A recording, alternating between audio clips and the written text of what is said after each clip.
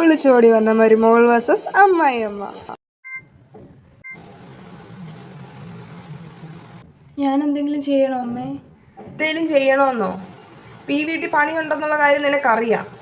ഇപ്പൊ സമയം എത്ര? 7 മണി. 7 മണിക്ക് ഇങ്ങോട്ട് എഴുന്നേറ്റ് വന്നാൽ മതിയോ? ഈ വീട്ടിൽ പണിയും കാര്യങ്ങളൊന്നും വേറെ ഒന്നും ചെയ്യണ്ടേ? എന്ത് ഞാൻ എല്ലാവർക്കും വെച്ചുണ്ടാക്കി തരുമെന്ന് കരുതിയാണോ വീട്ടിൽ നിന്ന് ചാടി പോകുന്നത്? അത് പിന്നെ ഞാൻ അറിഞ്ഞില്ല, അറിയാത്തോണ്ടാ. അറിഞ്ഞില്ല? എന്താ അറിഞ്ഞില്ലെന്ന്?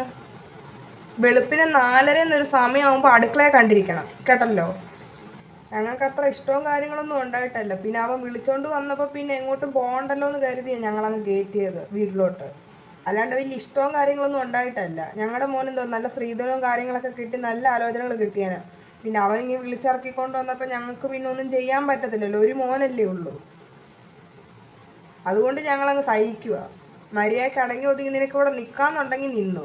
ഞാൻ പറയുന്നതൊക്കെ കേട്ട് മര്യാദയ്ക്ക് ഇവിടുത്തെ രീതികളും കാര്യങ്ങളുമായിട്ടൊക്കെ അഡ്ജസ്റ്റ് ചെയ്ത് പോവാമെങ്കിൽ ഇവിടെ നിന്നു.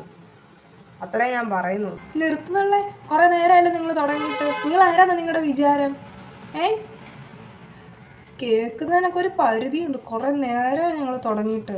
നിങ്ങളുടെ മുമ്പ് വിളിച്ചിറക്കിക്കൊണ്ട് വന്നേ എന്നെ, അല്ല ഞാനായിട്ട് ഇറങ്ങി വന്നതല്ല, കേട്ടല്ലോ.